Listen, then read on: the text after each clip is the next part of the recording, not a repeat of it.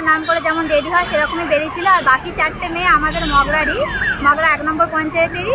2টো মেয়ে বোনের মাঠে, একটা মেয়ে মেথিয়া করে, একটা মগরা হসপিটাল রোড, আর একটা আমাদের মাঠপাড়া।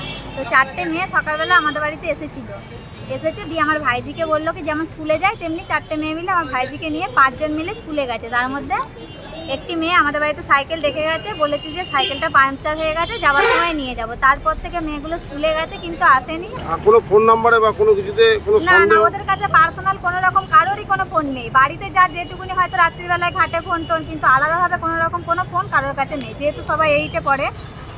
আপনারা কখন বুঝলেন যে মেয়ে বাড়িতে ফিরছে না?